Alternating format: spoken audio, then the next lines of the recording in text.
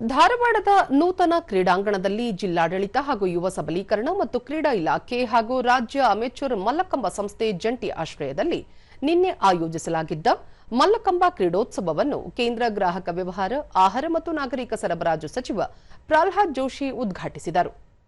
ಈ ವೇಳೆ ವಿಧಾನ ಪರಿಷತ್ ಸಭಾಪತಿ ಬಸವರಾಜ ಹೊರಟ್ಟಿ, ಮಲ್ಲಕಂಬ ಅಮೆಚೂರ್ ಸಂಘದ ಅಧ್ಯಕ್ಷ ಪ್ರಕಾಶ್ ಮ್ಯಾಗರಿ, ಕ್ರೀಡಾ ಇಲಾಖೆಯ ಉಪನಿರ್ದೇಶಕ ಸದಾನಂದ ಅಮರಾಪುರ, ಪಾಲಿಕೆ ಸದಸ್ಯರಾದ ಸುರೇಶ್ ಬೆದರೆ, ವಿಷ್ಣು ಕೊರ್ಲಹಳ್ಳಿ ಸೇರಿದಂತೆ ಹಲವರು ಉಪಸ್ಥಿತರಿದ್ದರು.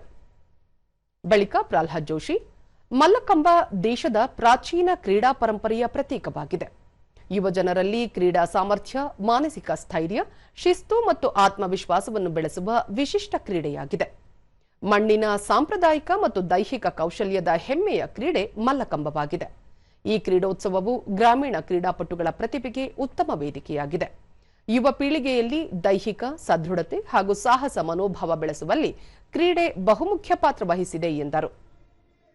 ಪ್ರಧಾನಿ ನರೇಂದ್ರ ಮೋದಿ ನಾಯಕತ್ವದಲ್ಲಿ ಸಂಸದರ ಕ್ರೀಡಾ ಮಹೋತ್ಸವ ಖೇಲೋ ಇಂಡಿಯಾ ಮೂಲಕ ಸಾಂಪ್ರದಾಯಿಕ ಕ್ರೀಡೆಗಳಿಗೆ ಉತ್ತೇಜನ ದೊರೆಯುತ್ತಿದ್ದು, ಇಂತಹ ಕ್ರೀಡೋತ್ಸವಗಳು ಯುವ ಪ್ರತಿಭೆಗಳನ್ನು ಗುರುತಿಸಿ ರಾಷ್ಟ್ರೀಯ ಹಾಗೂ ಅಂತಾರಾಷ್ಟ್ರೀಯ ಮಟ್ಟಕ್ಕೆ ಕೊಂಡೊಯ್ಯುವಲ್ಲಿ ಮಹತ್ವದ ಪಾತ್ರ ವಹಿಸುತ್ತಿದೆ ಎಂದು ತಿಳಿಸಿದ್ದಾರೆ.